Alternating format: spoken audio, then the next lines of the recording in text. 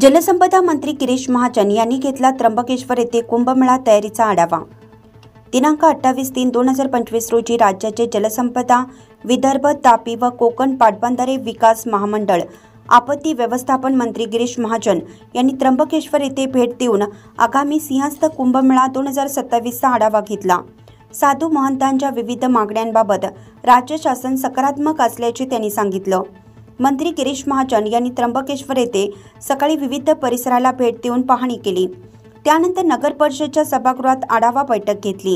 यावेळी मंत्री गिरीश महाजन, भाजपा जिल्हा अध्यक्ष सुनील बच्चाव, विभागीय आयुक्त डॉक्टर प्रवीण गेडाम, जिल्हा अधिकारी जलज शर्मा, अखिल भारतीय आखाडा परिषद अध्यक्ष महंत रवींद्र पुरी महाराज, जुना आखाडा महामंत्री हरिगिरीजी महाराज, बड़ा उदासीन आखाडा इंद्र मुनीजी महाराज, नवा उदासीन आखाड्याचे महंत गोपालदास महाराज, महानिर्वाणी आखाड्याचे अजय पुरी महाराज, आनंद आखाड्याचे गणेशानंद सरस्वती व शंकरानंद सरस्वती पुरोहित संघाचे पदाधिकारी आदी उपस्थित होते।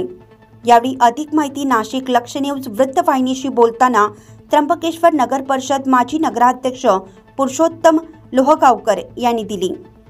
आगामी त्र्यंबकेश्वरी होणारा सिंहस्थ महाकुंभ मेळा हा भव्य दिव्य आणि सुनियोजित पद्धतीने व्हावा यासाठी काल अखिल भारतीय आखाडा परिषदेचे अध्यक्ष रवींद्र पुरीजी महाराज, अखिल भारतीय आखाडा परिषदेचे महामंत्री आणि जे कुंभमेळा एकदम सुनियोजित पार पाडतात असे सर्वांचे लोकप्रिय महंत हरिगिरीजी महाराज, कुंभमेळा मंत्री माननीय श्री गिरीशजी महाजन साहेब, आयुक्त गेडाम साहेब, कलेक्टर साहेब जलजजी शर्माजी, प्रांत साहेब, त्र्यंबकेश्वरचे मुख्य अधिकारी आणि त्र्यंबकेश्वरमधील सर्व मान्यवर काल त्र्यंबकेश्वरी सिंहस्थ कुंभमेळ्याच्या अनेक ठिकाणच्या ज्या कुंभमेळ्याचे विकास कामं होणार आहे याची काल पाहणी करण्यात आली आणि कुंभमेळ्याच्या कामांना जलद गतीने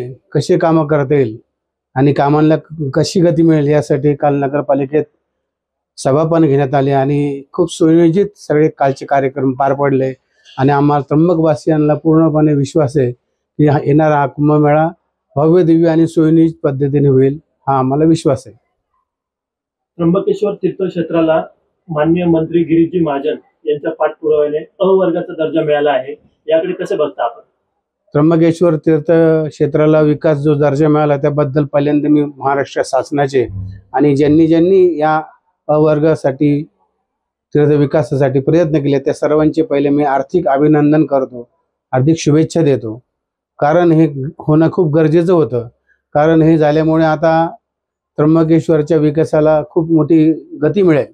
कारण होणारे जे कुंभमेळ्याचे सगळे विकास काम आहे हे विकास कामं झाल्यानंतर त्या विकास कामांचे सगळं मेंटेनन्स ठेवणे नगरपालिकेला अशक्य आहे, पण ह्या तीर्थ विकास अवर्ग क्षेत्रामुळे हा प्रस्ताव महाराष्ट्र सरकारच्या माध्यमातून दिल्लीमध्ये केंद्रामध्ये जाईल आणि केंद्र सरकार जेव्हा तीर्थ विकास सूचीमध्ये याचा समाविष्ट करेल त्यावेळेस अनेक मोठा निधी या ठिकाणी येईल आणि येणाऱ्या भाविकांना, पर्यटकांना याचा खूप मोठा फायदा होईल आणि हा खूप चांगला निर्णय घेतलेला आहे सरकारने।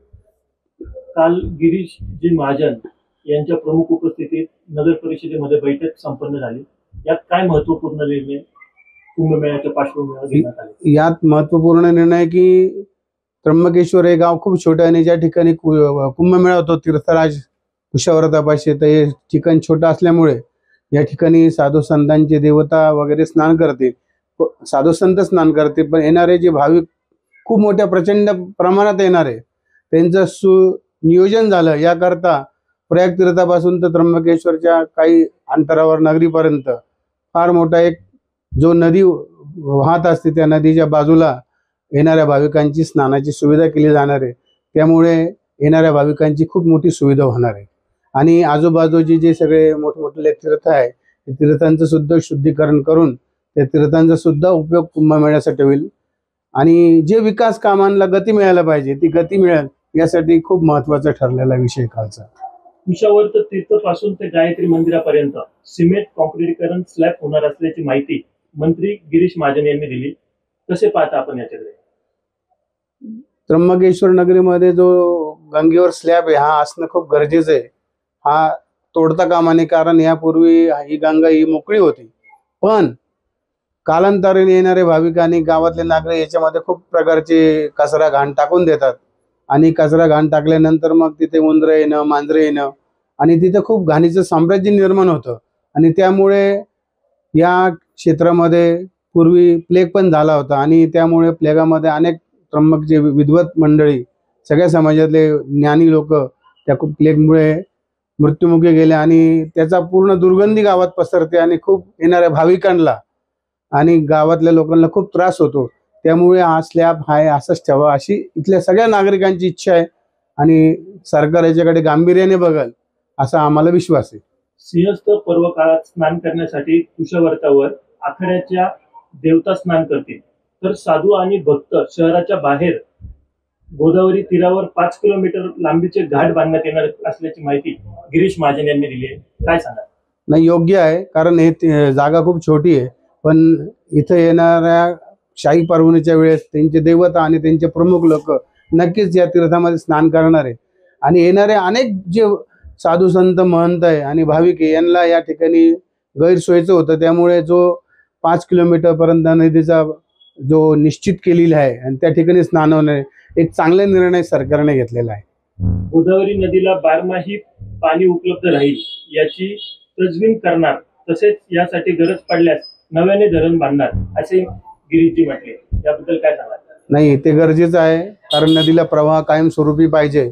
त्यासाठी धरणांची उंची वाढवणार, धरणांमध्ये जास्त पाणी साठा कसा होईल यासाठी ते सातत्याने प्रयत्न करणार आहे. आणि विशेष करून माझ्या मते कुंभमेळा हा पावसाळ्यात असल्यामुळे या ठिकाणी खूप भरपूर प्रमाणात पाणी असतं. देवाच्या कृपेने जर त्यावेळेस जर या नगरीमध्ये पाऊस भरपूर प्रमाणात पडला तर गोदावरीला खूप मोठा जलप्रवाह राहील. त्यामुळे येणाऱ्या भाविकांना सुद्धा कुठल्या अडचणी राहणार नाही असा आम्हाला विश्वास आहे आणि हीच आमची प्रार्थना पण आहे. तसेच नदी पात्राला दोन्ही बाजूने घाट बांधणार असल्याची देखील त्यांनी माहिती दिली. दोन्ही बाजूने घाट बांधणं गरजेचं आहे. दोन्ही बाजूला लोकांना उभं राहण्यासाठी आणि रस्ते करणं सुद्धा गरजेचं आहे आणि ती अत्यावश्यक बाब असल्यामुळे हा निर्णय एकदम चांगला राहील असं इथल्या सगळ्या नागरिकांना वाटतंय. मेन रोडवर असलेले भाजी बाजार व इतर व्यावसायिक यांना इतरत्र जागा उपलब्ध आपण करून देणार आहात, कारण कुंभमेळ्याच्या विकास कामामध्ये अनेक विकास कामं होणार आहे आणि जे गरजेचं आहे त्याच लोकांना जे त्यांचे व्यवसाय तिथून बाजूला करणार आहे. पण त्यांना त्या ठिकाणून बाजूला करताना त्यांचा कुठल्याही प्रकारचा त्यांना त्रास होणार नाही. त्यांची जीविका रोजीरोटी कशी चालेल याकडे पूर्णपणे सरकार लक्ष देणार आहे आणि प्रत्येकाचं पुनर्वसन करणार आहे की कोणीही आपल्या रोजीरोटीपासून दूर राहिलं नाही पाहिजे. सगळ्यांचे संसार चालले पाहिजे आणि सगळ्यात चांगलं झाले पाहिजे हीच सरकारची भूमिका आहे आणि योग्य भूमिका आहे. नाशिक लोकशाही न्यूज ब्युरो रिपोर्ट नाशिक.